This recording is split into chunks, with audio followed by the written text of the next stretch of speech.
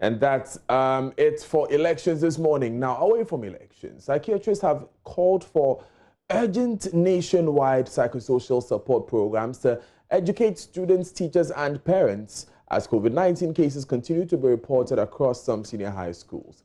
Head of Psychiatry at the Konfanochi Teaching Hospital, Dr. Ruth Osu-Entwi, has this advice on the AM show. Our concern should now be, or the determining factor probably, to help us know when or whether it is right to open schools and what is the right timing or not, is to find out which of the scenarios affect the mental health of children the more, whether continuous stay at home or reopening of schools. It looks as if we are only concerned about the risk, which is the physical risk, and nobody is talking about the mental impact of all of this. And that's why I'm glad we are having this conversation, because whether they continue to stay at home as children, or whether they come back to school, they would be impacted. Their mental health will be impacted one way or the other. And so we should consider which of the cases or which of the scenarios would impact negatively to a greater degree the mental health of these children. Because if we have, at the end of the day, an educated group of young children who do not have good mental health, then we have another battle on our hand. And so we should, in the conversation about schools of children and reopening of schools and all that, also take into consideration their mental health. Now, once that they are in school and the consideration for mental health is important, we do know that it's not usually a mainstay of the extracurricular actions of our educational structure. How do we start this conversation in the first place? And so the first thing I would say is that mental health should actually be incorporated in the curriculum of students. Now, she also asked for more support for students.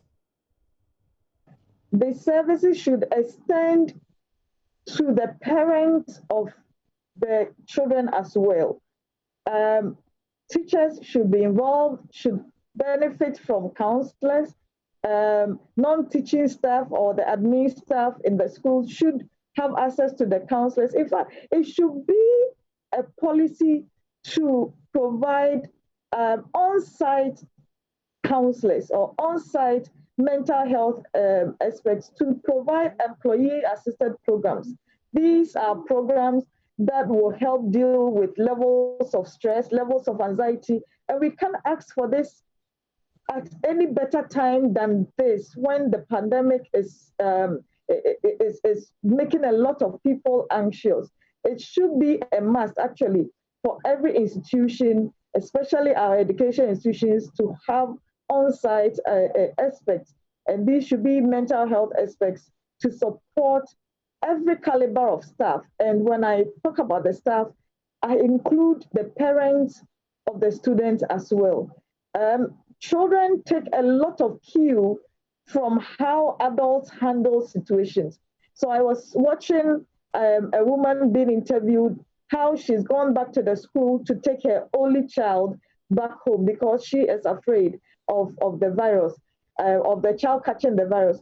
When her child sees the mother this desperate and this anxious and this scared, even if the child was calm inside the school, she will start becoming anxious, because all of a sudden she will feel that there is a huge danger ahead of her, which will not help her in her coming exams. My recommendation is that we as adults, even though the situation is serious, is scary, adults are anxious, we should learn how to manage our own anxieties as adults, because our anxiety levels and how we exhibit them directly impact on the anxiety levels of these children.